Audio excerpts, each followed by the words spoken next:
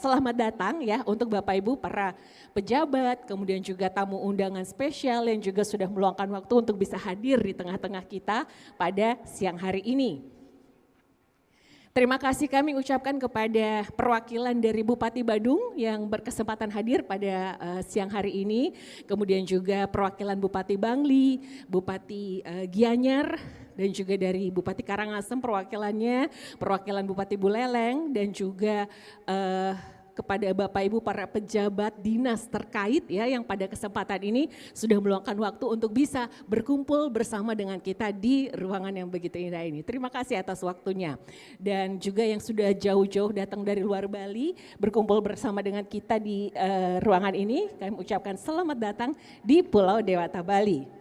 Kita akan segera mengikuti pemaparan materi yang akan disampaikan oleh Presiden Kongres Advokat Indonesia atau Presiden KAI.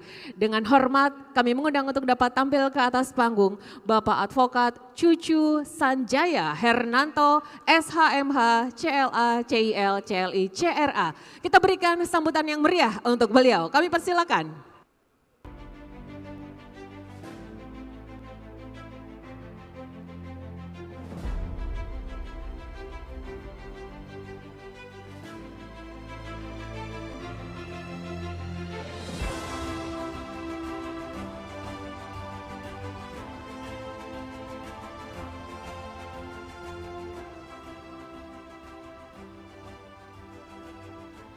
Bismillahirrahmanirrahim. Assalamualaikum warahmatullahi wabarakatuh. Swastiastu. Selamat siang, salam sejahtera untuk kita semua. Namo Buddhaya, salam kebajikan. Bapak, Ibu, saudara-saudara sekalian yang saya hormati, banyak juga yang tidak tahu bahwa beliau adalah seorang advokat muda yang hebat, anggota dari Kongres Advokat Indonesia.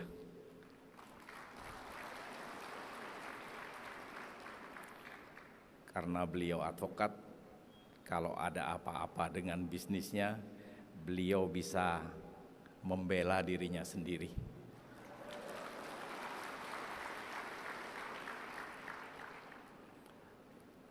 Tentu saya sebagai sahabatnya juga akan membackup beliau.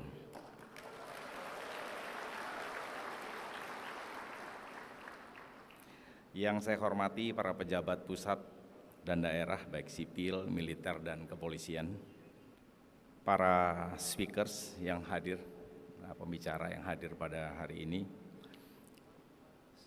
yang saya hormati Advokat Anak Agung Kompiang Gede, Ketua DPD Kongres Advokat Indonesia Provinsi Bali yang juga hadir. Yang saya hormati CEO beserta seluruh manajemen Bali Token Global, Borobudur Token, Porang Token, Fiji Token, dan lain sebagainya. Ibu bapak hadirin para undangan yang tidak bisa kami sebutkan satu persatu. Pertama-tama marilah kita panjatkan puji syukur kehadirat Tuhan Yang Maha Esa karena siang hari ini kita bisa berkumpul dalam keadaan sehat. Sementara di luar sana banyak saudara-saudara kita yang masih terkena pandemi COVID-19. Mudah-mudahan mereka semua bisa diberikan kesembuhan dan bisa hadir ke Bali untuk berpariwisata di Pulau Bali.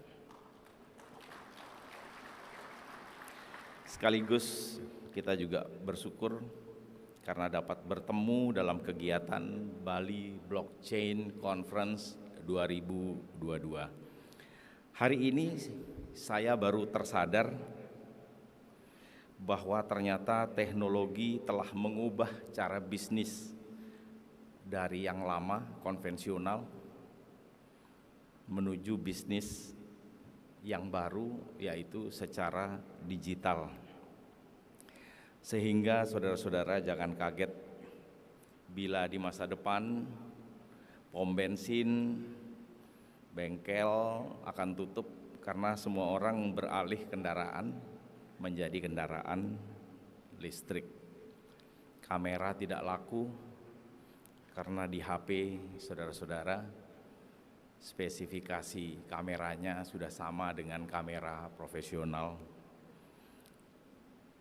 Handphone merek Nokia, Motorola, kemudian BlackBerry juga tersingkir karena mereka teknologinya sudah dianggap ketinggalan zaman. Siaran televisi, koran juga akan hilang sebab semakin banyak orang yang akan membaca berita, nonton drakor melalui YouTube, kemudian nonton drama layangan putus dari bioskop online, sehingga menurut saya semua bisa dinikmati melalui handphone. Termasuk saya berpidato sudah tidak menggunakan kertas, tapi menggunakan contekan berupa handphone.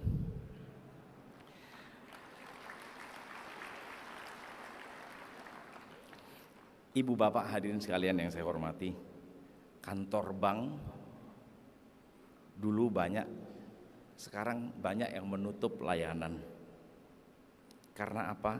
Mereka beralih dari konvensional menuju digital. Dulu orang mau menyetor uang, mau mengambil uang, itu antri di depan teller. Kemudian perkembangan zaman beralih antrinya di depan ATM. Sekarang tidak ada lagi orang yang mengantri di depan teller maupun mengantri di depan ATM. Semuanya sekarang ada di dalam genggaman tangannya. Mau transfer, mau apa-apa, sudah ada semua di genggaman tangannya.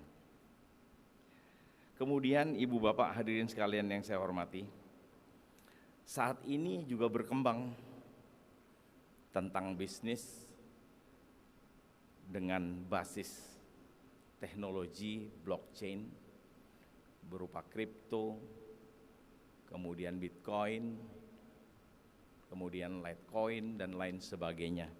Yang tentu menurut saya jadi teringat ketika ada pertempuran dulu antara yang namanya ojek konvensional dengan ojek digital. Itu pertempuran dua era yang berbeda. Yang satu konvensional, yang satu digital. Dulu yang menang yang konvensional karena jumlahnya ojek konvensional lebih banyak daripada ojek online. Tapi rupanya perkembangan zaman merubah semuanya. Sekarang ini ojek online jauh lebih banyak, bahkan hampir meniadakan ojek yang konvensional. Itu artinya apa? Artinya bahwa bisnis digital tidak bisa dihindari. Dan Anda semua hadir di tengah ruangan ini karena kita sepakat kita harus masuk ke era digital.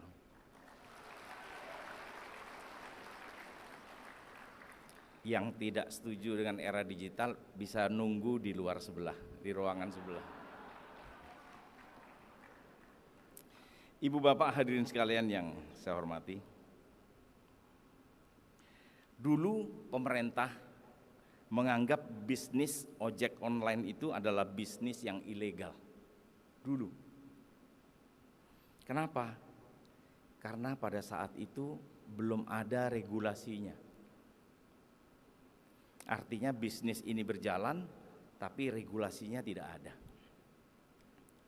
Ini artinya bisnis baru, bisnis modern, tetapi regulasinya yang ketinggalan. Sehingga menurut saya, pemerintah tidak boleh menyatakan ilegal terhadap suatu bisnis yang baru.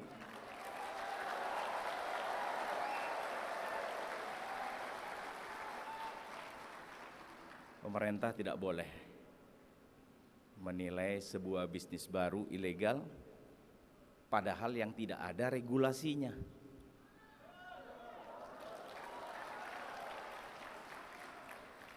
Menurut saya justru pemerintah seharusnya berjalan lebih cepat atau setidak-tidaknya sama cepatnya dengan perkembangan bisnis di bidang digital. Saya juga ingin menegaskan bahwa tidak ada bisnis di dunia ini yang tidak punya resiko rugi, nggak ada. Kalau ada bisnis yang tidak ada resiko rugi, tolong sampaikan ke saya mau ikut. Bahkan saudara-saudara, membeli sahamnya Garuda saja bisa rugi. Saya korbannya.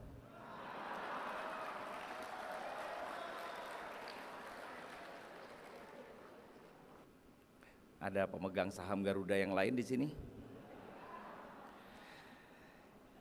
Ibu, Bapak, hadirin sekalian yang saya hormati, saya perlu mengingatkan kepada para pelaku bisnis yang hadir di ruangan yang megah ini bahwa yang bisa menghentikan bisnis Anda itu ada dua. Yang pertama itu adalah hukum. Jadi kalau hukum itu tidak ditaati, tutup kita langsung. Oleh karenanya pemerintah harus segera diberikan informasi. Ini kadang-kadang pemerintahnya ini kurang cepat. Jadi sekarang ini eranya bukan yang besar mengalahkan yang kecil, yang kaya mengalahkan yang miskin, tetapi yang cepat mengalahkan yang lambat.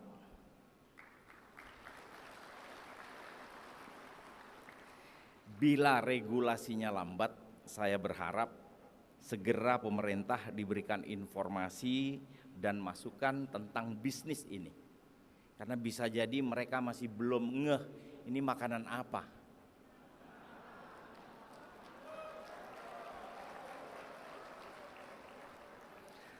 Jadi secepatnya pemerintah diajak duduk bersama, kemudian diberikan penjelasan.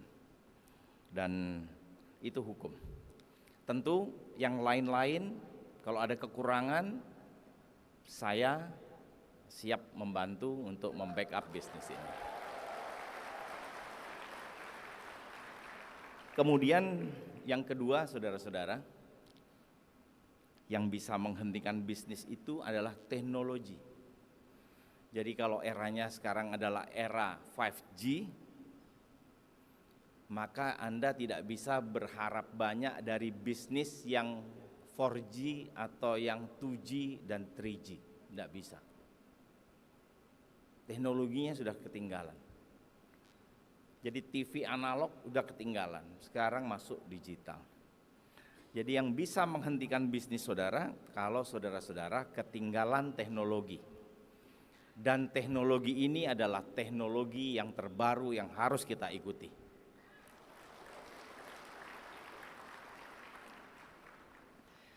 Kalau tidak ikut di era teknologi ini, itu sama dengan eranya papa saya dan kakek saya. Padahal saya juga kakek-kakek. Yang terakhir, saudara-saudara, melalui forum ini saya jadi tergerak untuk menggagas sebuah kantor hukum modern yang advokatnya tidak dibayar menggunakan uang konvensional. Tapi kita siap dibayar dengan kripto dan Bitcoin.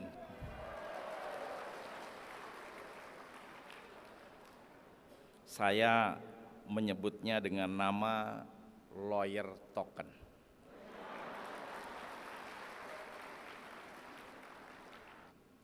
Nanti melalui lawyer token kita akan berikan pelayanan hukum gratis selama 1 tahun penuh kepada keluarga besar Bali Token.